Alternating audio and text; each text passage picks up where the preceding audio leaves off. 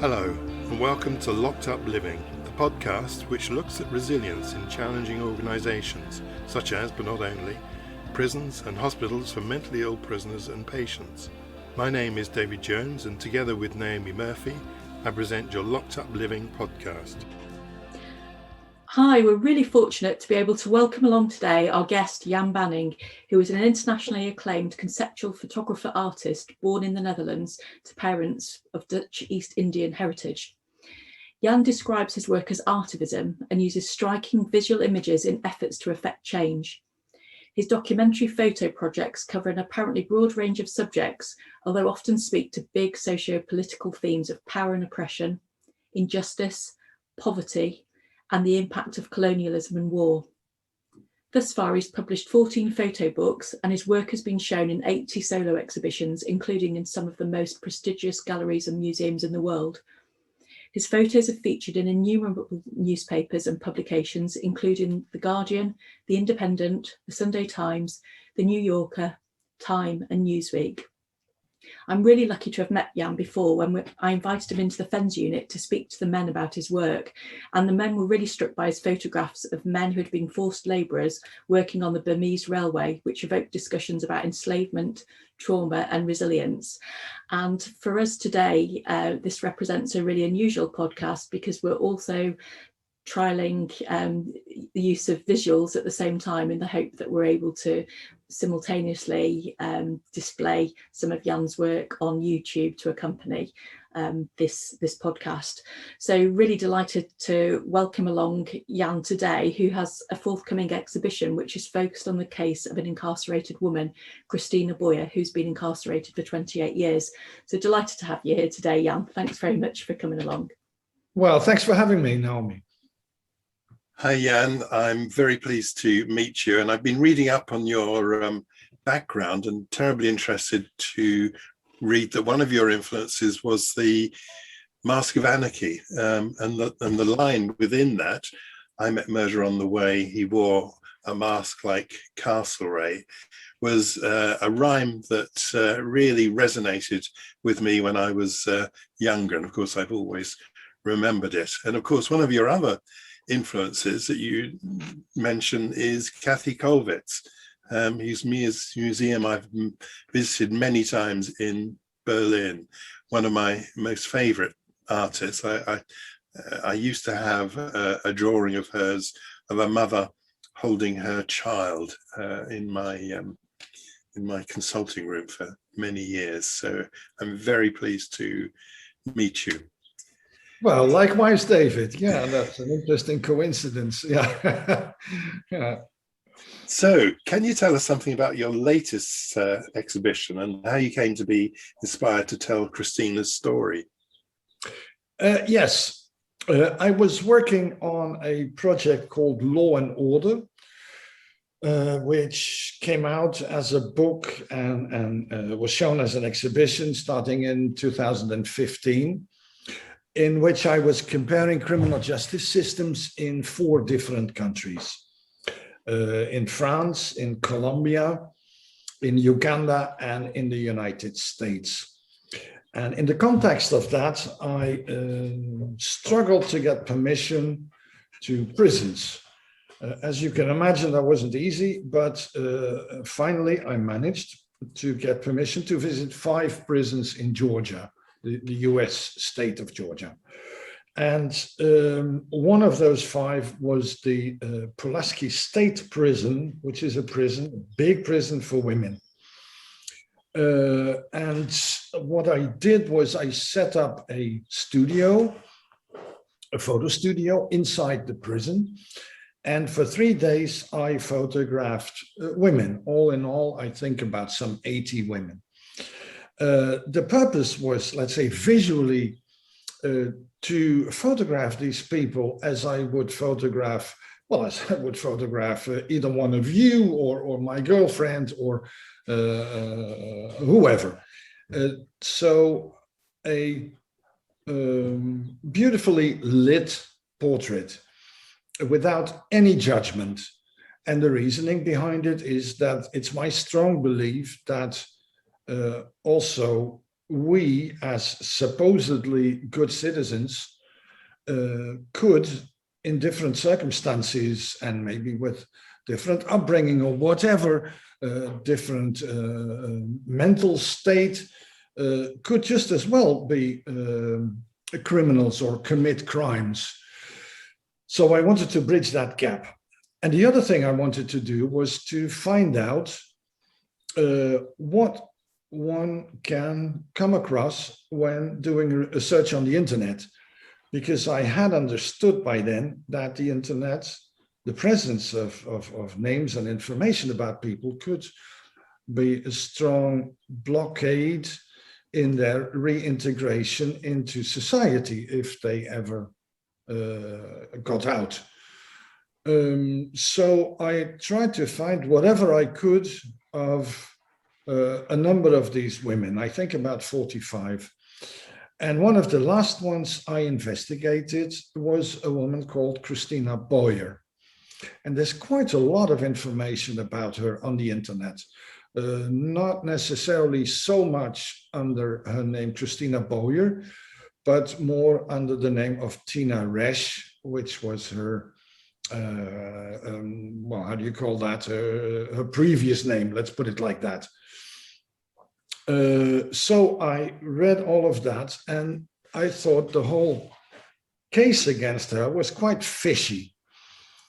I have to say that the Department of Corrections in Georgia allowed me to photograph these women, but they did not allow any conversations.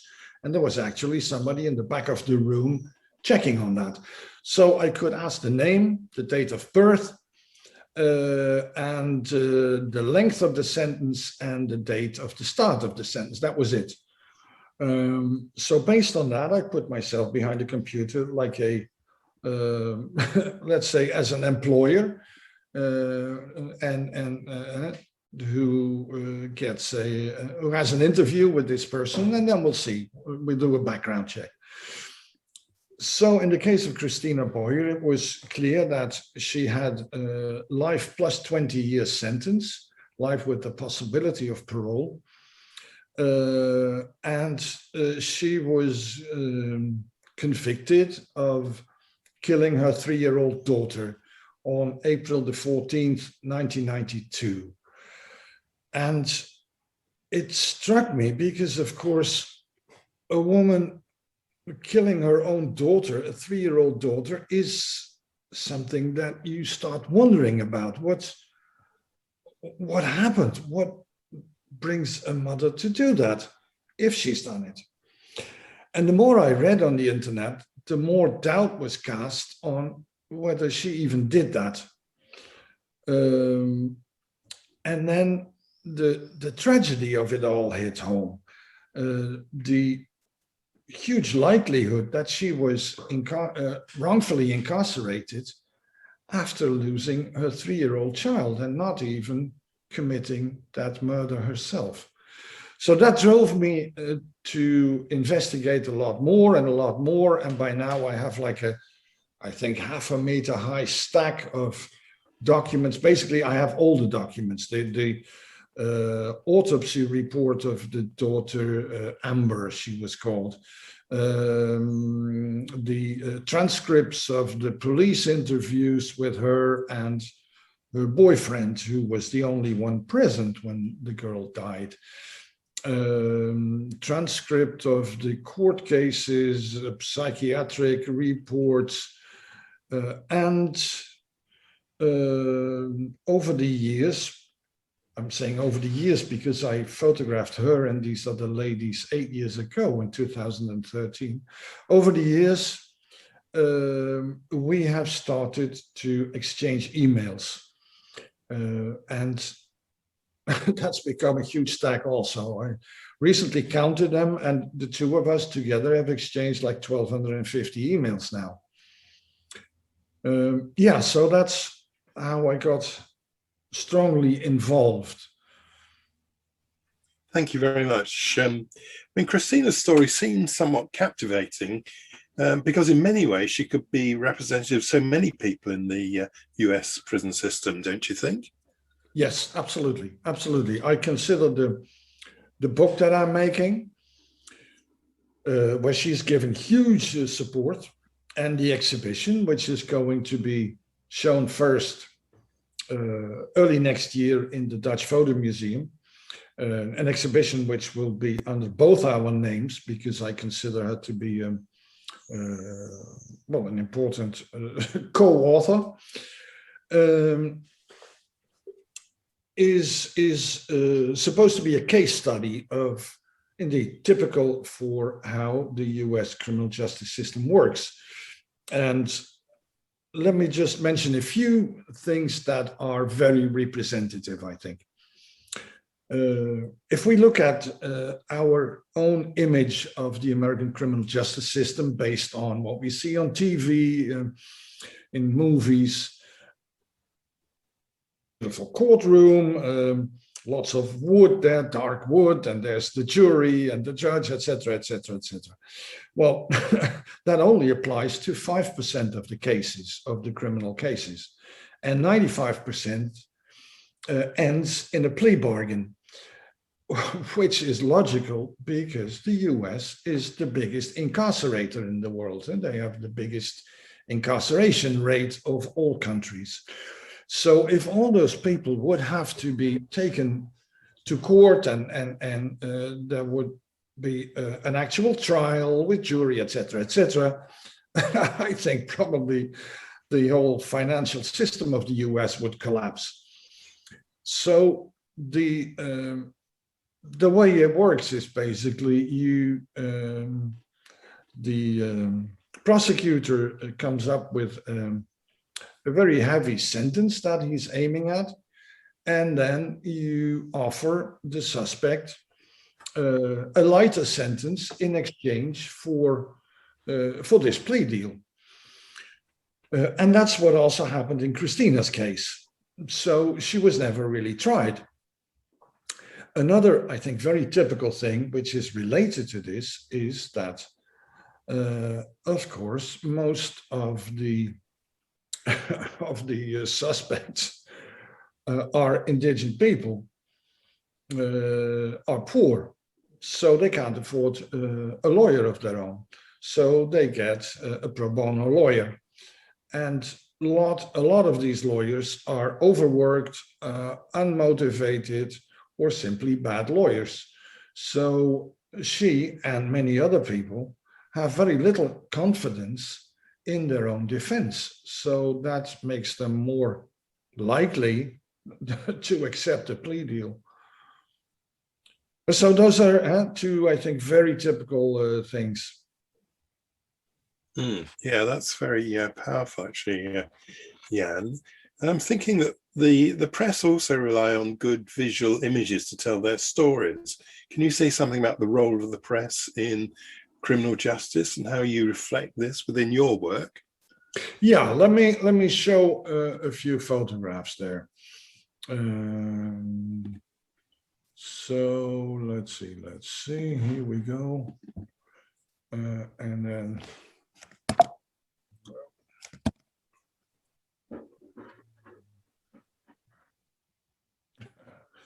good. Well, we've seen that one. Oh, sorry, this is a bit chaos. Yeah. So let me say a few words about the visual side of this. Or no, let me first start to talk about the role of the media. I photographed all relevant pages of the regional newspaper. As I said, the death of her daughter Amber occurred in Carroll County, which is, let's say, some 60 miles to the west of Atlanta, the capital of Georgia.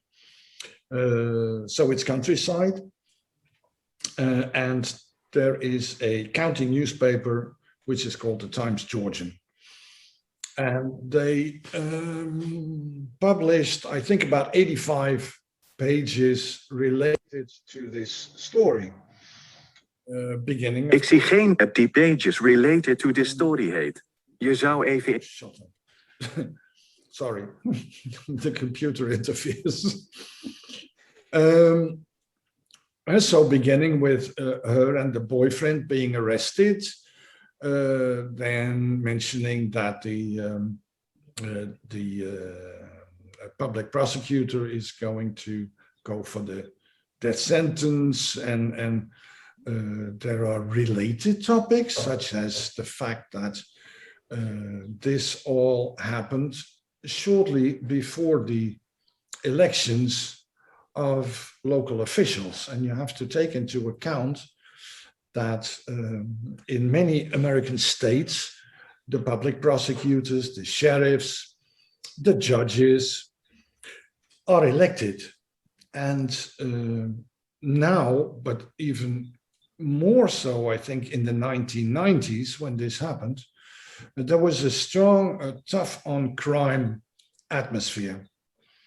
So if you wanted to be elected, you certainly had to make it clear that you were going to be tough on crime. And of course, all the more so shortly before the elections. So there is a relation, I think, between the position of the DA and the sheriff and the judge, which we can never prove. But in general terms, this has in several parts of the US indeed been proven, I mean, statistically speaking, that these, for example, the judges in the year of their election are more likely to go for the death penalty. So there's those articles. And what you see is you basically see how quickly the hysteria builds up in the media. Who do we get to hear? We mainly get to hear the DA and the police. The two suspects, Christina and her then boyfriend, David, well, they of course, there's a lot of publicity about both of them, but there's a strong difference in the sense that Christina was an outsider.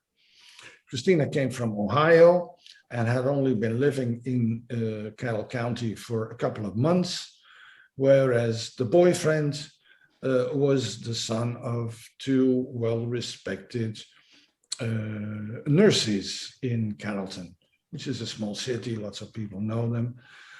So the starting point, of course, was, let's say, didn't look too good for the boyfriend. Briefly, what happened is on that fatal day, April 14, 1992, around 12:30, Christina leaves the house where Amber is left with the boyfriend. There had been a few falls and bruises, etc., in the previous days. But when Christina checked with her daughter, who normally was very outspoken, the daughter said, "I fell, mommy." And on another occasion, again, she said, "I fell with my face, rocks in my face." And the explanation of the boyfriend was she fell off small stairs with her head on in the gravel. So it seemed to make sense. Anyway, I mean, it seemed to make sense. She didn't suspect that the boyfriend had abused the child. And until today, we don't know if he did. Speculation. Anyway, Christina leaves the house just after 12:30. And when she comes back around 6 o'clock, the boyfriend is kind of panicking. She drives up the driveway, and there's the boyfriend, and he's saying, "I can't wake Amber up." And she goes to the bedroom and finds her daughter all blue and not breathing and no heartbeat.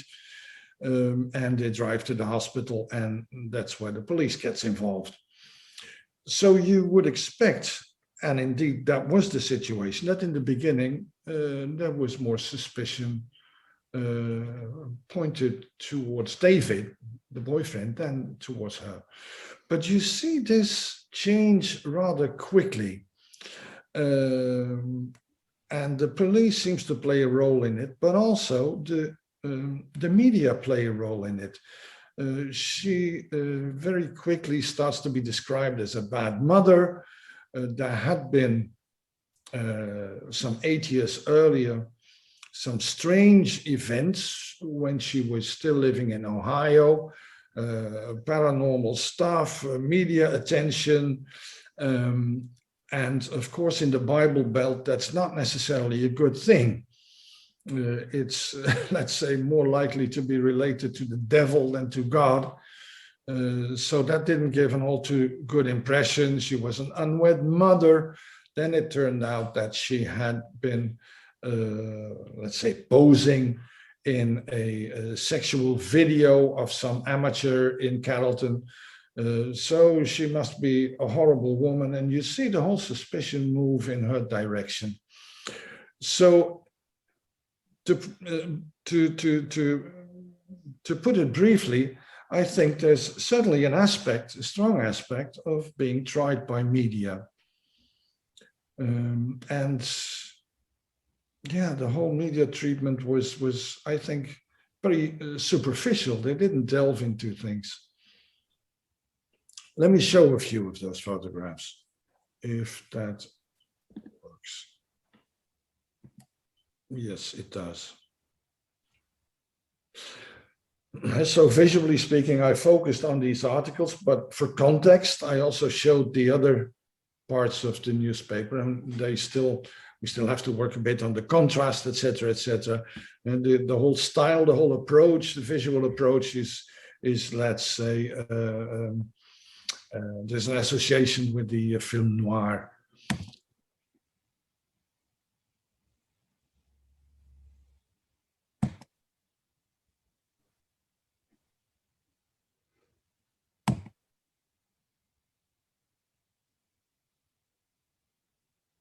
Okay, well, that's. Is there anything else you would want to discuss about the medium? Well, I was just reflecting, I mean, she looks so young in that photo, doesn't she? But I was also reflecting how much kind of social norms have changed over time. So the being a unmarried mother, for instance, counting against her at that point in time, where actually things changed quite a lot in terms of society. My guess is, I mean, the way we view women is women are held up to different standards to men. So I guess the posing in the soft porn magazine would still have been held against her, but some of the harshness of how she was treated will have been reflective of that era, wouldn't it? Yes, I think so. Yes.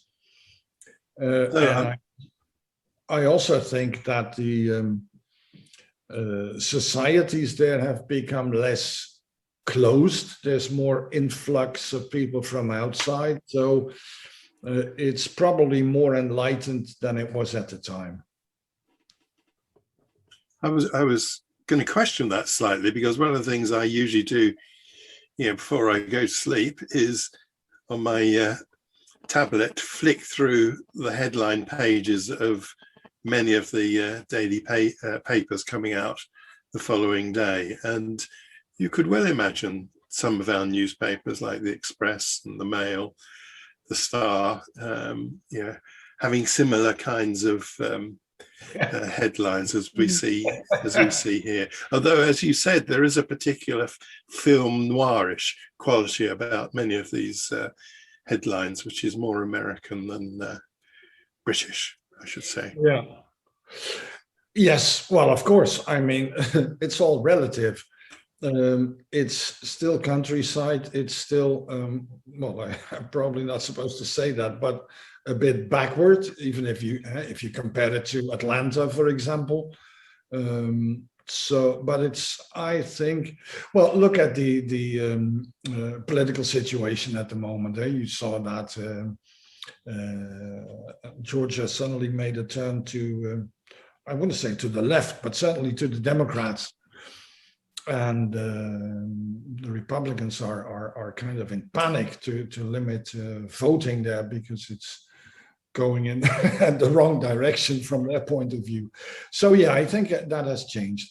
On the other hand, this area, Carroll County, is still strongly Republican, and yeah. But I guess the film noir effect of your photos kind of reverses that.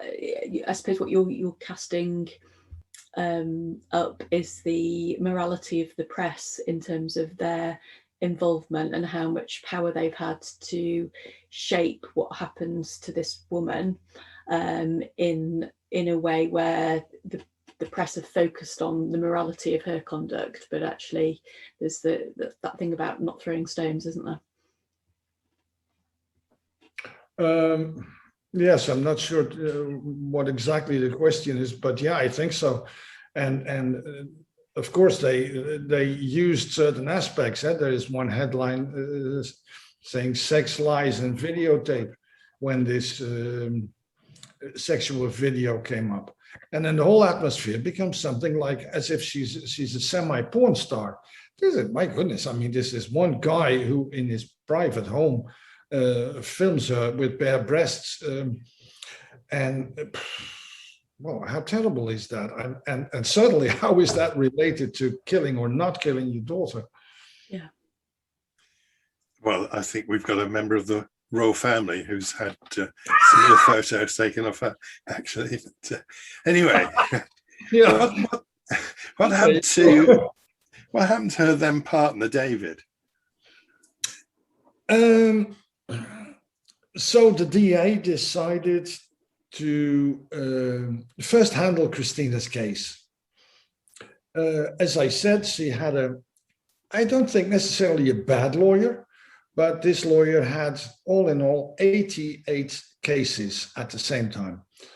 And among them, at least one very high profile case, which also has most likely earned him a nice sum of money. So he wasn't too motivated, meaning that in the about 1.5 or 2 years he was supposed to be her lawyer, she met him 4 times.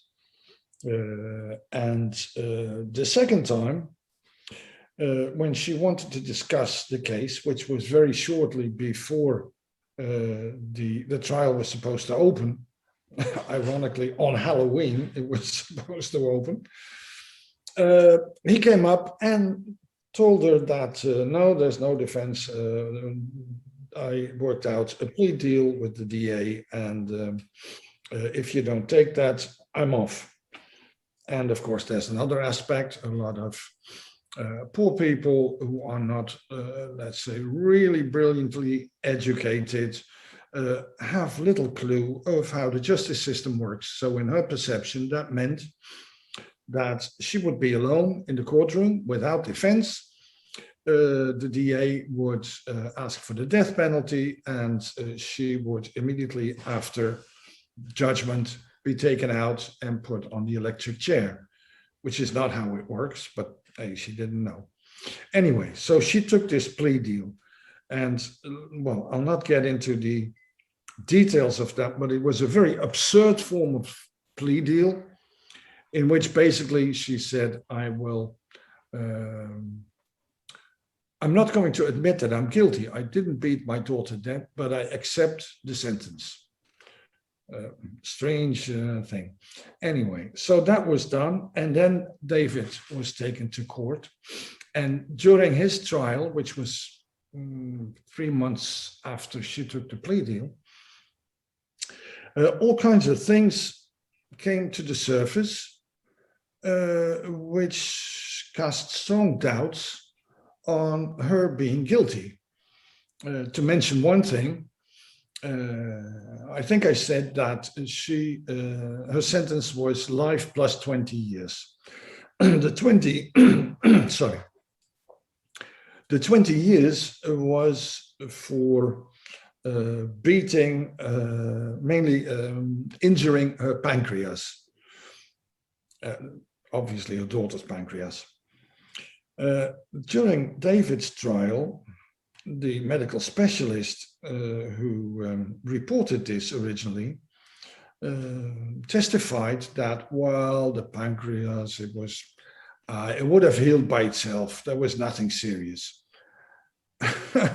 Okay, so she gets 20 years extra for an injury which will heal by itself. So anyway, the final result is that David is sentenced to 20 years, not for murder, most likely because they already have somebody convicted of the murder, so that's been solved. So he's convicted for cruelty to children. And after 19 and a half years, he's been released. And he is now living in Carrollton again. He's been married and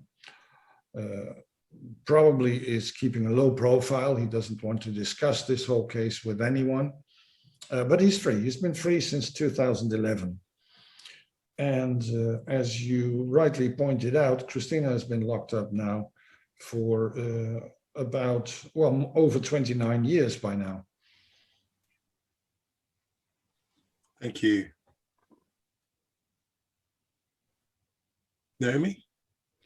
Could you say something about the credibility of the professionals involved in a conviction as well? I mean, you've spoken about having a pro bono lawyer, but it sounds, I think from our conversations previously, it sounded like there were other questions about the credibility of some of the people that were involved in her case, like the judge.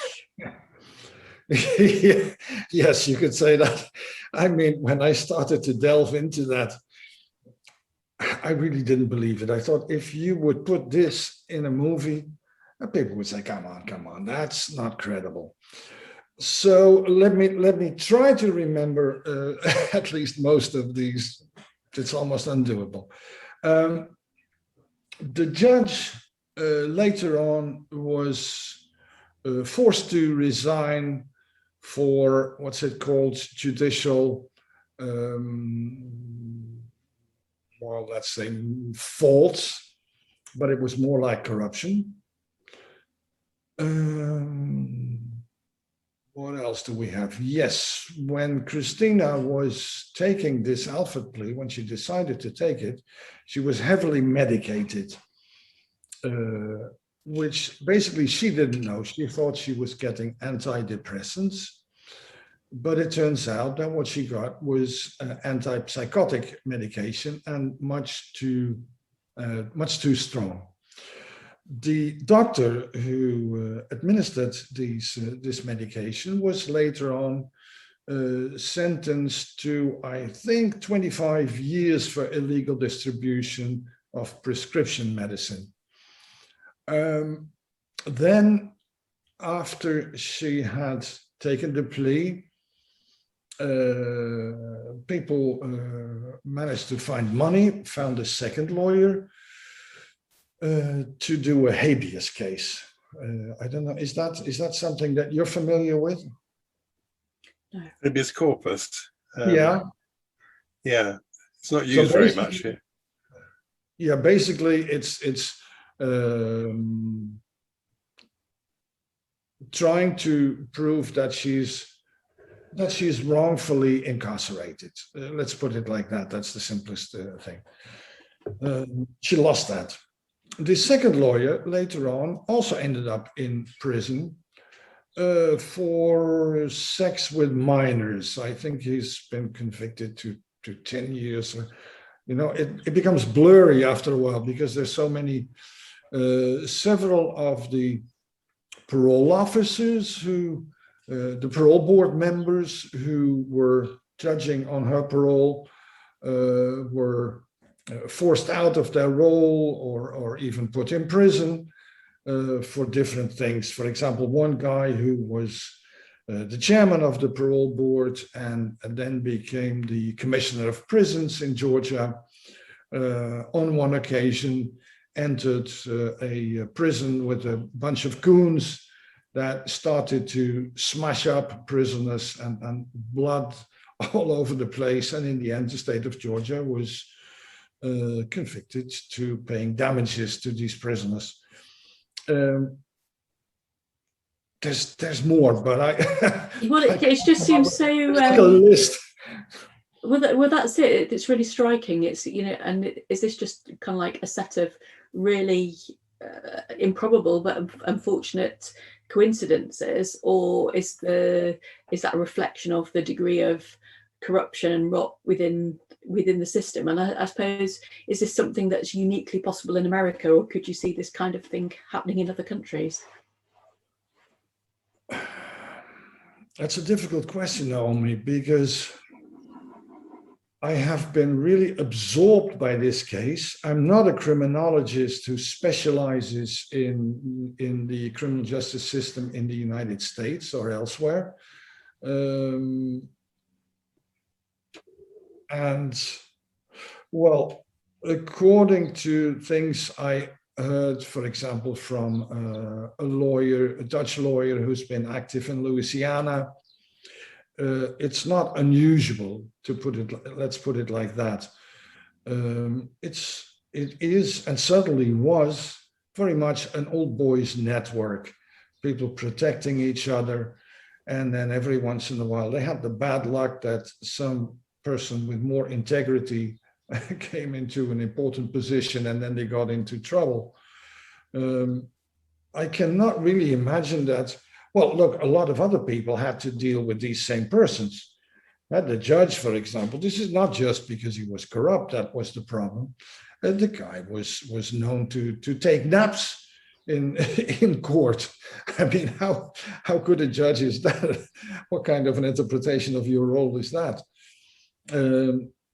But I cannot really make a strong case in this. That's fine, thank you. I was wondering how easy it's been to create a compelling visual experience when the person at the centre of the story is in prison. Well, that's a good question, yeah. As you've seen, I portrayed her once. The photograph that we have shown at the beginning of this program was made in prison. Since then, I have time and time again asked for permission to enter the prison again and to see her as a member of the media, with introductory letters of print media, as an artist with a letter of introduction of the Dutch Rijksmuseum, and it never worked. And finally, and fortunately, in late 2019, I found kind of a, let's call it a back door, so that I could visit her again. But certainly not with any equipment. There's no way I can photograph again. The Commissioner of Prisons, who at the time in 1993 gave me permission, has gone. There's another Commissioner of Prisons who seems to be much less, even less open. But it's not just that, it's also that normally I work in a documentary style. So let's say the existing reality is my starting point.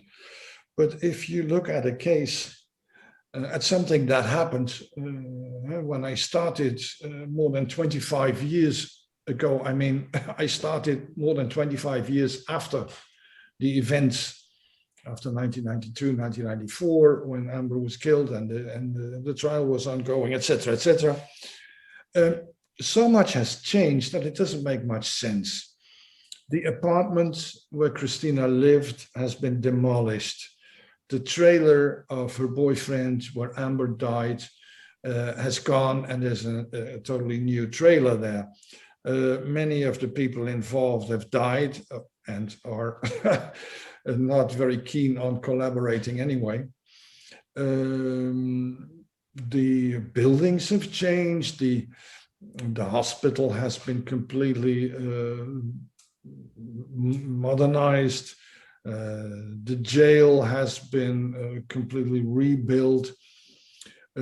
So it seemed to me that there were only two options. One option was what we in Holland would call this approach of guilty places, where you go back, which you see, for example, in some photo series about the First World War, where people go to Verdun or to Somme or whatever, and there's a landscape and you see, well, I don't know what, corn growing, or you see a farmer on a tractor, or you see nothing, and there's a field, and that's where the drama happened, but the photograph has zero drama. Which can be interesting, but I was kind of fed up with that approach. And certainly here I thought, that's nothing.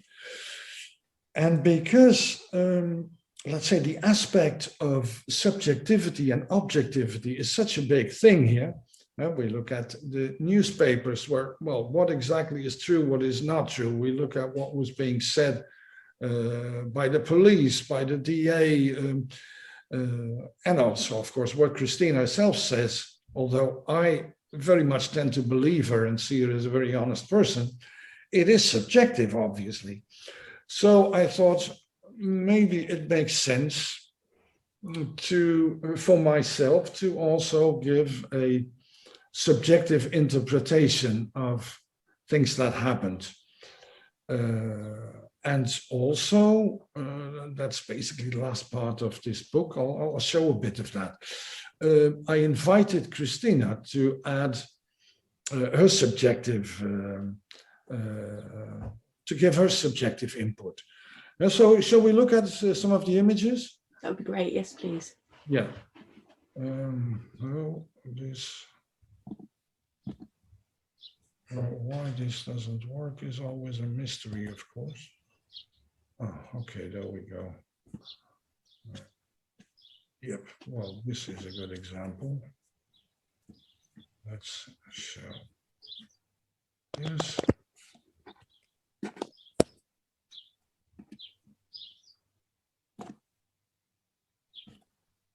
Can you see it now?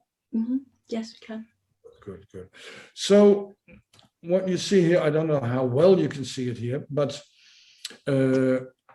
we have developed such a strong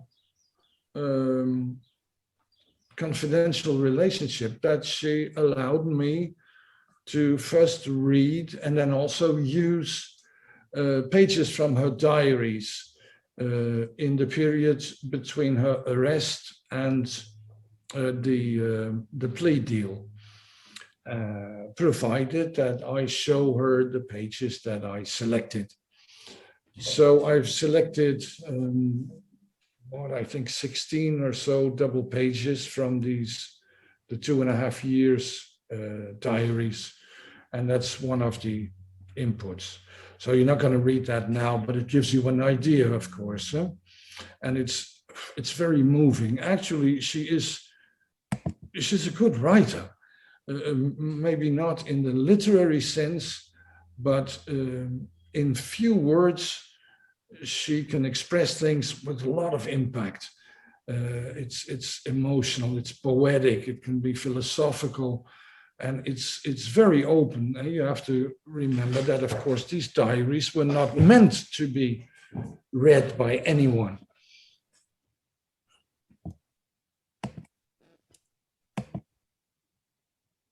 So this is one of the two aspects of her subjectivity.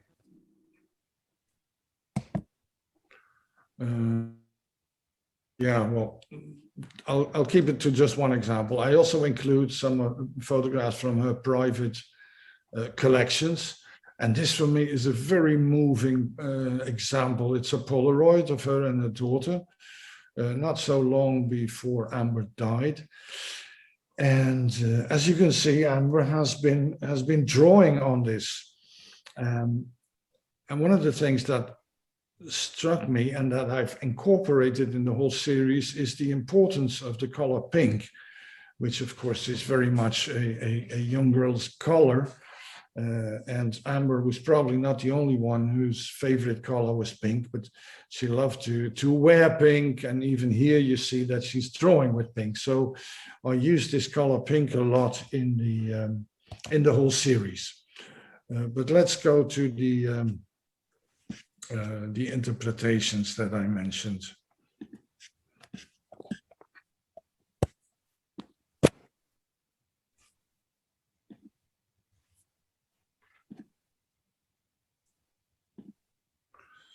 So what I did was partly, I mean, this is Amber's grave.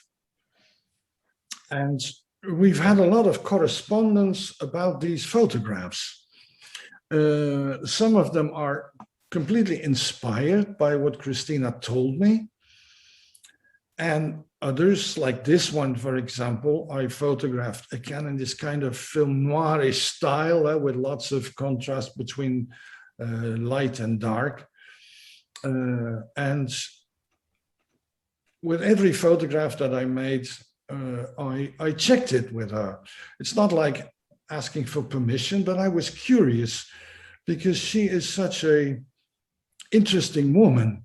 And maybe this is the right moment to say that although this whole project started based on pity and empathy, because it seemed so horrible to me that a woman has to first lose a child and then wrongfully be put in prison for that for decades. But through the years, she has become a much richer person for me. She has so much to say, so I wanted to have this exchange also. And here, for example, her interpretation, she's a very religious person, which I'm not. She was really grateful for this photograph because she said it's almost like the light of God is shining on the grave of Amber. And yeah, I thought that was very moving. Well, this here, so this is all, this, for example, is recreated. So what I did was I looked at the circumstances in the back garden of the, where the original trailer was, where Amber died. And what you see here is also related to my research. So I also tried to figure out if maybe there had not been any murder at all. Because of the descriptions that everyone gave of the boyfriend. Even Christina herself, she said, very laid back guy, very relaxed, very patient, which made me wonder, would such a person actually suddenly explode and kill a 3-year-old girl? That's strange. And by then, it was clear to me that Christina couldn't have done it. Based on all kinds of research that I also did here in Holland and in Belgium, etc. I spoke to medical specialists.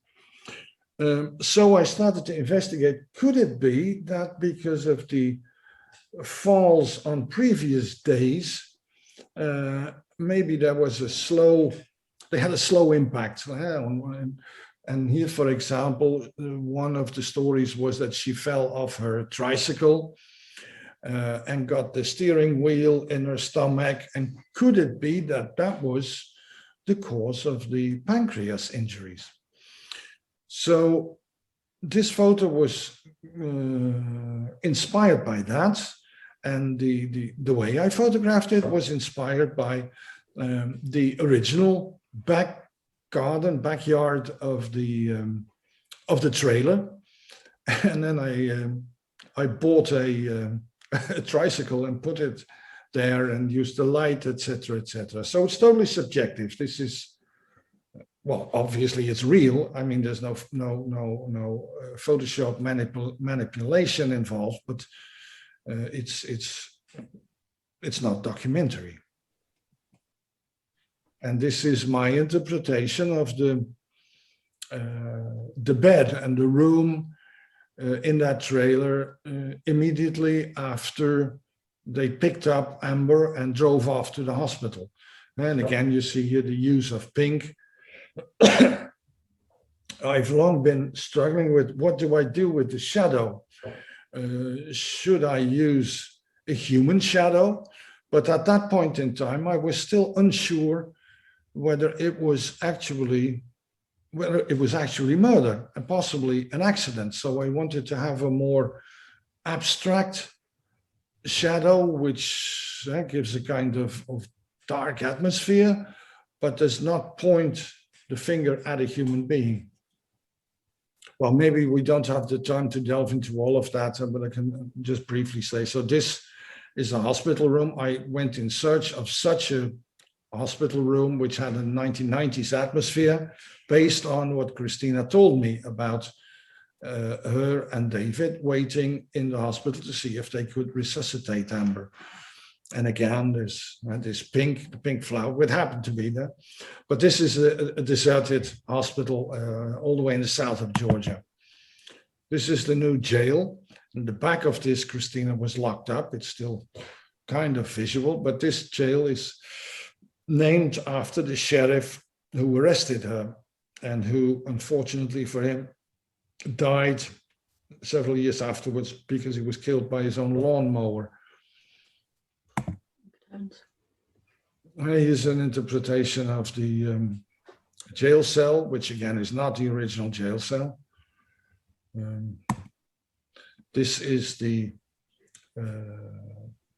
huge psychiatric institute where Christina was under observation for a couple of weeks to see if she was mentally able to stand trial. And again, I like this confusion. I mean, what you see here is partly real branches and partly just a shadow of branches, which again takes in this what's real, what's unreal, what's real, what's true.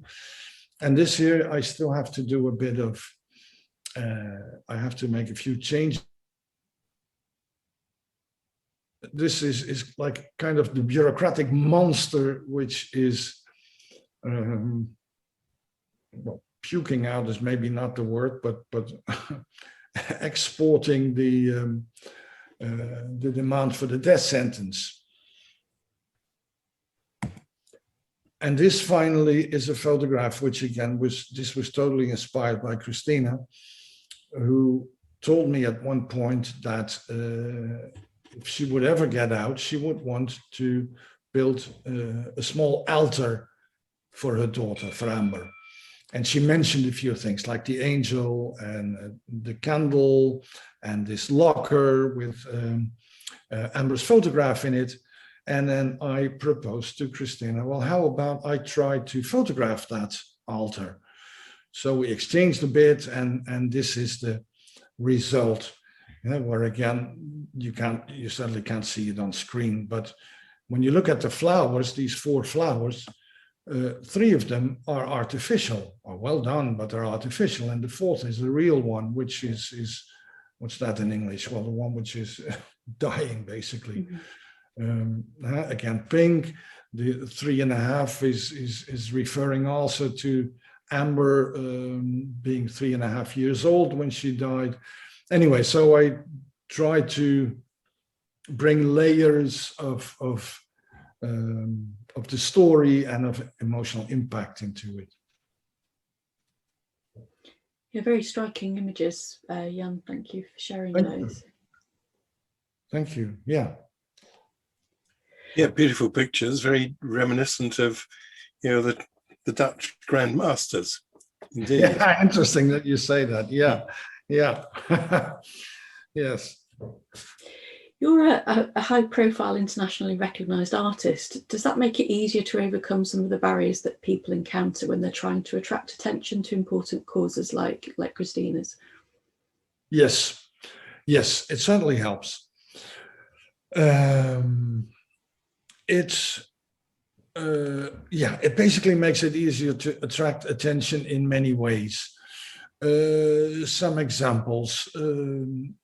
Since I started to actually, let's say, to work as an artivist, meaning to combine making art and trying to get Christina released, that was in May 2018. Since then, I've been in Georgia, I think 5 or 6 times. And on each occasion, I try to give lectures. So you can imagine it's easier to be invited in, subtly, for example, arts departments of universities there, but even political sciences, journalist education. People take you more seriously, and they assume you have something to say about, based on the work I've made. I have relations with media in different countries, and I have a lot of people who like my work. And actually, one of the things that I wanted to do was I wanted to involve more people. Like, to what extent can you turn this into a small movement? because at some point it became clear to me that a lot of people have the urge to do something, to contribute. And what happened was, for example, that after a while, I was contacted by a Dutch radio maker, Christina Boyer, who proposed to make a podcast about it, which she did. And the podcast became a huge success. I mean, within 24 hours after its launch, it was the best, the most popular podcast here in Holland. And a few days later, also in Belgium, which led to TV programs, radio programs in both countries, inviting either us or me to talk about it. But also it led to lots of people emailing me or sometimes phoning me and saying, look, oh, wow, I want to do something. And in the beginning, I didn't really know what to say. I said, like, well, please send Christina a postcard or send her an email or a letter or whatever, because she feels totally forgotten, as in the case of lots of people who've been incarcerated for a long time. They lose the connections, they lose their social network. And after a while, there's hardly anyone who still cares about them. And they feel totally forgotten, and the world will go on without them. So that's what I proposed. But now people have become involved also in organizing lectures. One example, last year when she came up for parole again, I just wrote one email to people, let's say in my own network, saying, look, would you be willing to make it clear to the parole board that she does have a support network, that she is not alone, even though it's from abroad, but I mean, people can support her financially, whatever. So the final result was that we had some, I think, 230 people who gave their name, their phone number from, if I'm not mistaken, 15 countries. So we have a famous Dutch writer, a well-known Dutch musician, academics, professors, but also somebody who defined herself as a housewife, a bus driver. So I think it's fantastic, absolutely fantastic. From all ranges of society, she gets this support. And recently again, I know by now that in the month in April, when her daughter died, it's always a very difficult period for her. So again, I invited people to, if they felt like it, to write like a support message. And again, there were far over 100 support messages, and we turned them into a little booklet, which we sent and which fortunately even arrived, with the idea that if she feels depressed again and alone again, that she has this booklet and can, like a kind of proof, people at least take the trouble of doing this. They care about me.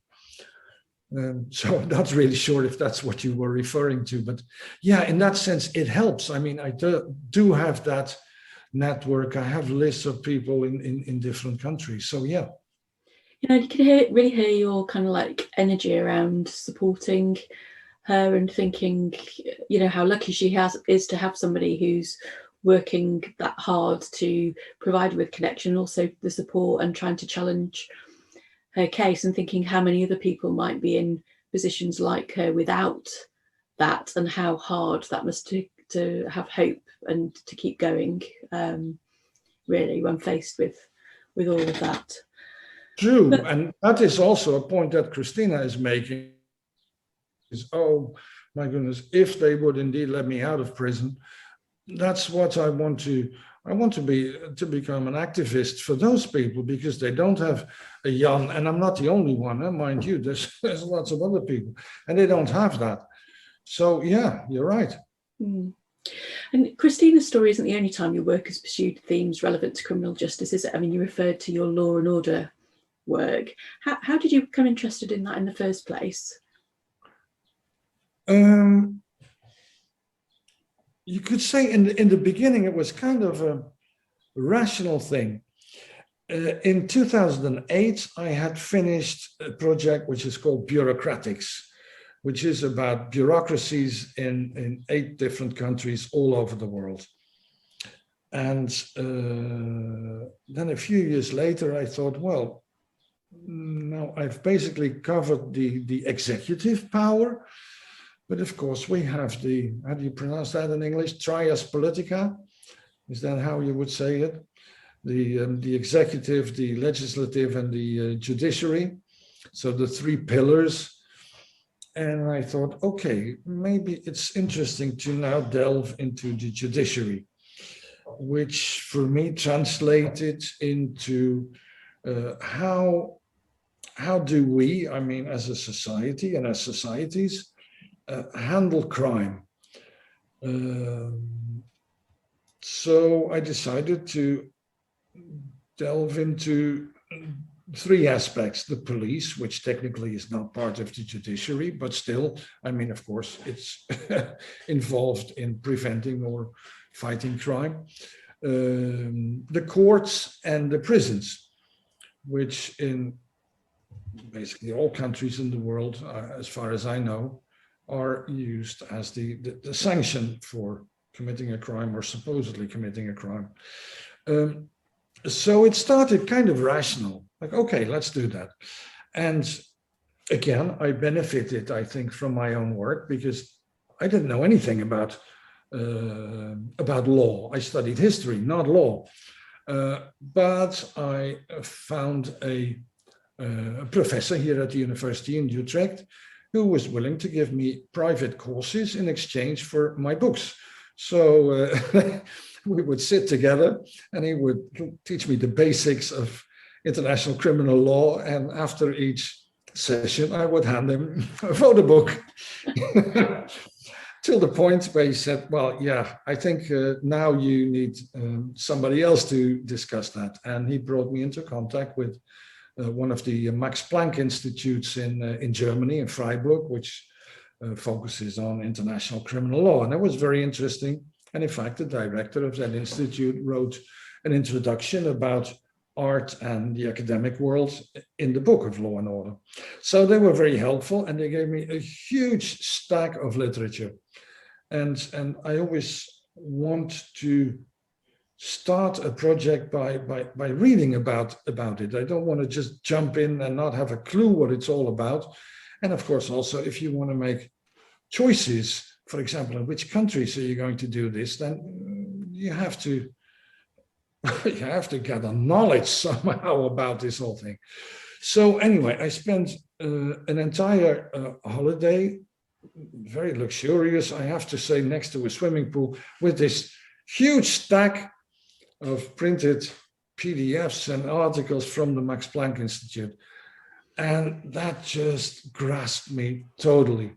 I thought, unfortunately, I'm not a believer in an afterlife or reincarnation, but otherwise, I would plan to become a criminologist in my next life. It's so fascinating. Anyway, so by then it went down from the head to the heart.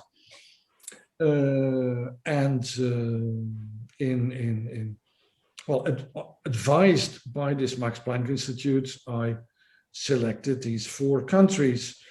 So there's 2 countries that have systems based on common law, 2 that have systems based on civil law, 2 are have a colonial heritage, 2 are original. In the case of common law, maybe it would have made more sense in a way to start in the UK, but I thought it was a strong argument that a considerable number of states in the US have the death penalty, and again, that's of course, that's the most radical approach to crime. So anyway, that's how I ended up in the US. And it was really a nightmare to get the permissions. It was just absolutely horrible. But I managed. Sometimes in the case of France, it took me 2 years. In the case of the US, it took me almost 2 years. In the case of Colombia, I never really got what I wanted. And in the case of Uganda, they were as transparent as you can imagine. I could go anywhere, everywhere, what I wanted, which was an interesting surprise. Yes, an interesting contrast. It was also enjoyable to hear your anecdote about exchanging knowledge for your books, which again is perhaps another example of how being an internationally acclaimed artist opens doorways that other people might not have. True. Yes, it's true. It makes life easier. Yes. So I do benefit from decades of working in this field. Yeah. Thank you, Jan. You've mentioned the work which you referred to as the bureaucratics, and I was looking this morning at a picture of a woman sitting at a desk with a mountain of manila folders behind her, which I think was part of that project. And I gather from what you've been saying that this represents some of your thoughts about the executive, I guess. Can you say some more about that project? Yeah, I can, but let me find the photograph, because that should be very easy, and it's funny, I think. So we have mainly talked about really serious and heavy stuff, but this is kind of funny. So we're not sharing screen now, are we? Not at the moment, no. No, okay, let me share that then.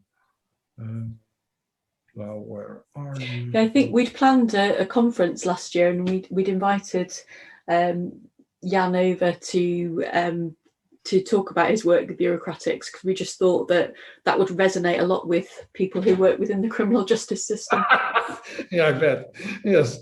Well, yes, I mean that's incredible, isn't it? Yeah. Well, getting into your remark, David, I guess you could, in a way, call this my revenge on bureaucracy, because as you can imagine, with all these difficult topics, I have been struggling with permission so often to get back to them. Now, I have to say that I think most of these photos are funny, but I did not try to make a fool of the people involved. But I certainly did try to joke around with the system. I mean, I'm certainly an anarchist at heart, if not more than just at heart. So it was nice to take on this, this part of the political system and to joke around a bit. And if anyone's listening to this just on audio, it's definitely worth checking out this visual image. Yeah, it's a whole series. I think all in all, it's 60 or 65 photographs from bureaucrats in what is it, for example, in India and China and Texas and France and Yemen and Liberia. It's. And of course, my fantasy is that all the cupboards are empty, and all the files are on top of the cupboards here. Well, that depends on how you look at it. Here, certainly, in some cases, yes. And what in some countries, the higher the position of the bureaucrat, the emptier the cupboards are. And if you're really high, you have nothing, because you don't have to work. You're the boss. You don't do.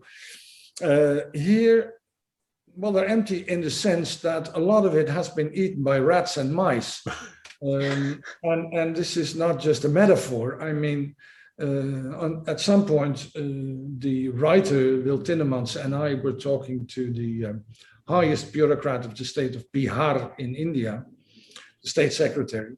And during the conversation, actually, a mouse walked over our shoes. So, and here, yes, we were very eager to work, much more so than most of these people. So we would ask, what time do you start work? And they would nicely say 9 o'clock. And then you enter the building at 9 o'clock. There's nobody there. I'm not exaggerating. In a corner, for example, there's a dog peeing in one of the offices. And then it's crawling with rats and mice. And by the time people come, of course, they look for cover. But again, this is, of course, the absurdity of rules. I mean, there's a rule that you have to keep these papers for so and so long, but nobody says you have to keep them without them being eaten by rats and mice. Yeah, we're going to be interviewing shortly David Boyle, the author of Tick Box, which is all about bureaucracy. I'd be really interested to get his perspective on your photos. I would certainly be interested to hear his comment, yes. But more recently, Jan, you've been trying to increase traction and work cross-culturally to help societies find more compassionate solutions to criminal justice. Could you tell us a bit about your project, the Holland-America line? Yes, I think about 8-9 months ago, I was approached by a fellow photographer who said, there's a guy I've just photographed and I think you have to meet him. He's a retired, just recently retired prison warden. And I think you have to meet. So I went to visit him and this guy is bloody interesting. Well, to mention this one thing which surprised me, and I think I'm not the only one who has some cliches about a prison warden. Well, this guy had been in the municipal council for the left-wing Socialist Party, which is not my first idea with a prison warden. And interesting also, he's very much against prisons. He considers them to be ridiculous institutes, which are not good, not productive. And we agreed on so many points. And for me, there was also this idea involved, as I said earlier. I've been giving lectures in the US, in Georgia, on universities, etc. And what I would really like to do is have lectures where you could get local politicians, people working in the prisons, DAs, lawyers, etc., etc.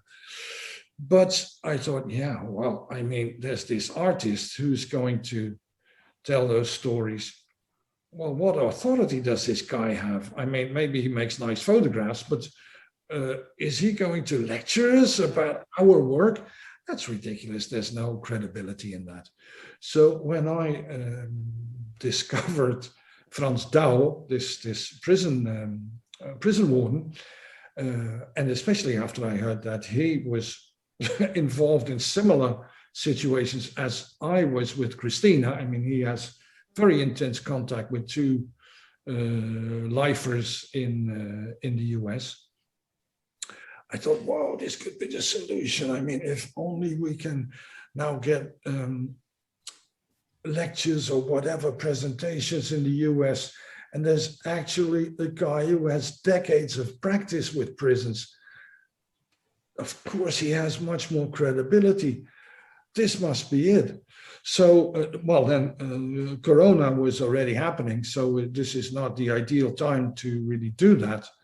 But I hope to be in the US again in September. And yeah, I hope to be able to set these things up. And so ideas that are going through my head is like, I hope that this exhibition will go to the US. I think it's even more necessary that it gets shown there than it is shown here in Holland. Now, if we could use that exhibition, as we will do here in Holland, as a kind of starting point for presentations, discussions, etc., etc. And we need this guy, this Frans Douw has to be there. So, so we both, let's say, contacted our network.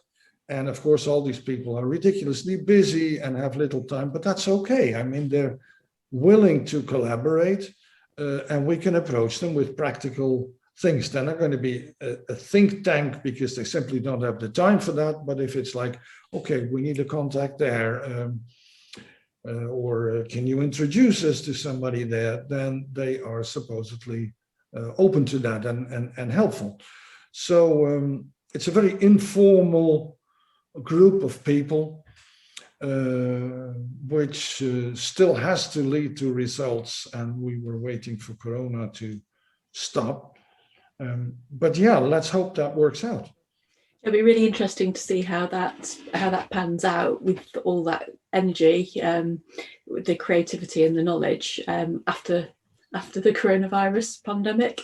So we look forward to hearing more about that. But finally, Jan, we're drawing to a close, and a lot of your work is involved telling very painful, somewhat traumatic stories, some of which have got very close personal relevance for you. This kind of work is an emotional burden and can take its toll on someone's well-being. How have you managed to protect yourself and keep yourself healthy across such a productive career? Well, first of all, every once in a while, I cry tears, but I think I'm a ridiculously optimistic person. So,